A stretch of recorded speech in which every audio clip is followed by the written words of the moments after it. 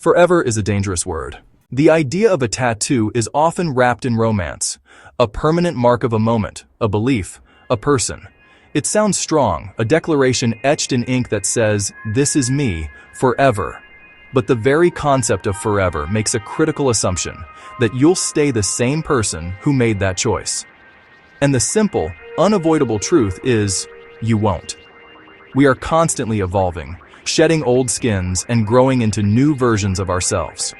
So, at some point in your life, there's a good chance you'll stand in front of a mirror, stare at something etched into your own skin, and think, why did I do this? It's a quiet, personal confrontation with a past self you no longer recognize, a ghost living on your body. You're not strange for that thought. You're not weak for wanting to change what was meant to be permanent. You're not alone. In fact, you're in very common company. Roughly 1 in 4 people with tattoos eventually regret at least one of them. That's tens of millions of people, a silent nation of individuals reconsidering their permanent art. And what's fascinating isn't the regret itself, but the lengths people are willing to go to erase it. Because removing a tattoo isn't gentle, it isn't poetic, it isn't a symbolic act of closure. It's a precise scientific process, a targeted assault on ink particles, closer to controlled chaos than catharsis. And somehow, this intense procedure has become normal, as routine as a dental appointment, as casual as getting your hair cut, a modern ritual for rewriting our own stories. Which is strange, because laser tattoo removal is one of the most extreme things modern medicine does to healthy skin. So today, let's slow time down. Let's zoom in and tell the real story of what happens when humans try to undo something they once believed would last forever. The recent explosion in tattoo popularity isn't just a trend driven by impulsiveness. It's a deeply human response to a world that often feels fleeting. Tattoos exploded because they offer a sense of permanence. They mean something profound. Each design is a story etched into our skin, a memorial for a cherished moment, a tribute to a life-altering relationship, a scar for a significant loss. They can represent a deeply held belief, a personal mantra, or even a version of yourself that felt so true, so permanent at the time. For so many, a tattoo was never just decoration. It was a declaration of identity. A flag planted firmly in the landscape of your own skin, claiming territory for who you were or who you aspired to be. It was a badge of honor, a symbol of belonging to a tribe, or a quiet act of rebellion against conformity. But identities shift, people evolve, trends fade into obscurity. Symbols that once felt powerful can age badly, their meaning souring over time. What once felt like a bold statement can start to feel distant, awkward, or worse, a source of daily embarrassment. And here's the cruel twist. While your mind moves on, your body never agreed to let go of the past. The ink remains, a stubborn ghost of a former self. To understand how we can erase these ghosts, you first need to understand why tattoos last at all. From the outside, a tattoo looks like colored ink sitting neatly under the skin, a simple drawing. But from the inside, on a microscopic level, it's a constant, decades-long battlefield. When a tattoo needle injects ink, it tears through the skin thousands of times, pushing pigment deep into the dermis, the layer your body doesn't shed. Your immune system immediately reacts. White blood cells rush in, trying to consume the foreign particles, but tattoo ink is too large, too stubborn, too insoluble. So your body does the next best thing. It locks the ink in place. Specialized immune cells trap the pigment inside themselves, not destroying it, but guarding it. When those cells die, new ones replace them and pick the ink right back up. Your tattoo survives because your body actively works to keep it there. Forever isn't ink. Forever is effort. So, how do you remove a tattoo? In theory, it's simple. You don't remove the skin. You don't scrape it out. You don't burn it away. You break the ink into pieces small enough for the body to finally remove. That's it. The problem is that ink doesn't want to break, and skin doesn't want to be collateral damage. So humans did what humans always do. They built a laser. Lasers aren't magic. They're just light, extremely organized light.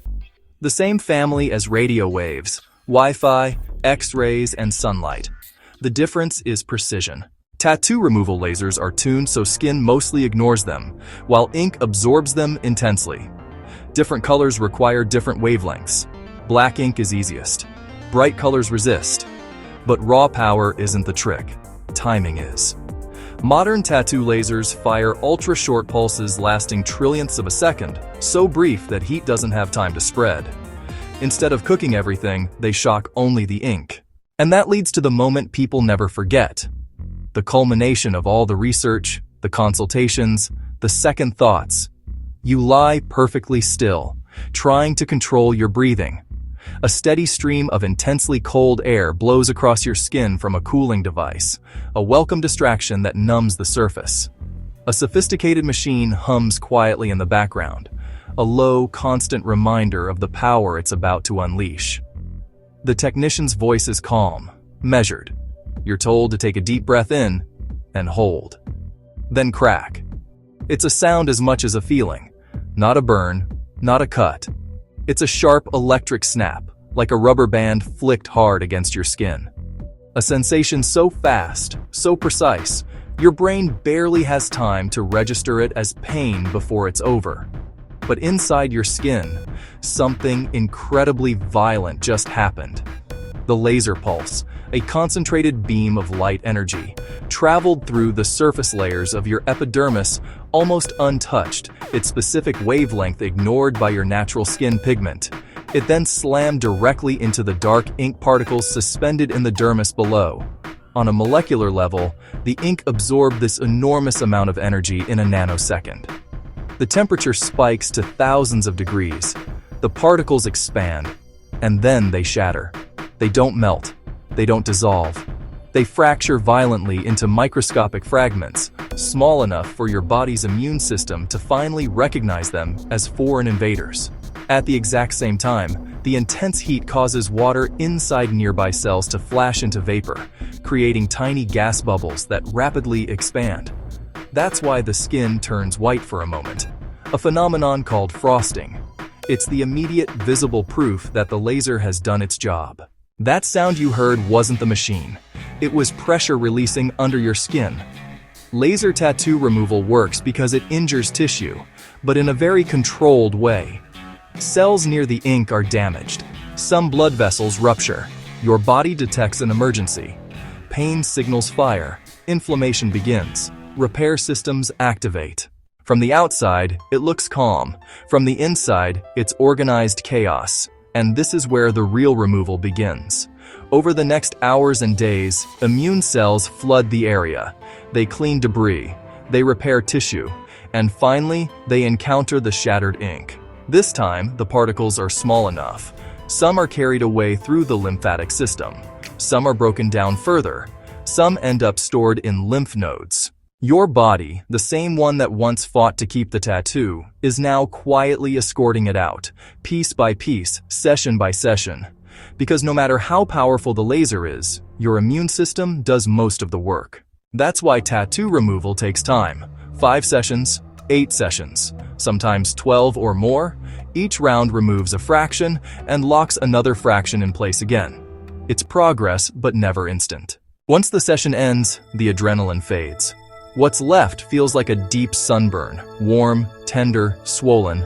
Over days, itching sets in, a sign of healing, not damage. Sometimes blisters form, which doctors strongly advise not to touch. Weeks pass, the skin renews, the color lightens, and something strange happens psychologically. People don't just feel relief, they feel reflective. Because erasing a tattoo isn't just physical, it forces you to confront who you used to be. So, why is tattoo removal booming now? Not decades ago. Not centuries ago. Now. Maybe it's because we document our lives more than ever. Maybe because trends move faster than identity can keep up. Maybe because permanence feels heavier in a world that never stops changing. Or maybe it's because we're finally honest enough to admit that it's okay to outgrow your past. If you're watching this thinking, "I'd never remove mine," or "I already want to," you're exactly why this topic matters. Here's the truth no one tells you. Laser tattoo removal doesn't erase the past. It doesn't undo the decision. It just gives your body permission to move on. Sometimes a tattoo disappears completely. Sometimes a faint ghost remains. Sometimes it stays as a quiet reminder of who you once were. And maybe that's the most human part of all. Nothing is truly permanent. Not ink, not regret, not identity. Just change. And if you enjoy exploring the strange, uncomfortable science behind everyday decisions, this is the kind of journey we take here. Stick around. There are a lot more forever myths left to question.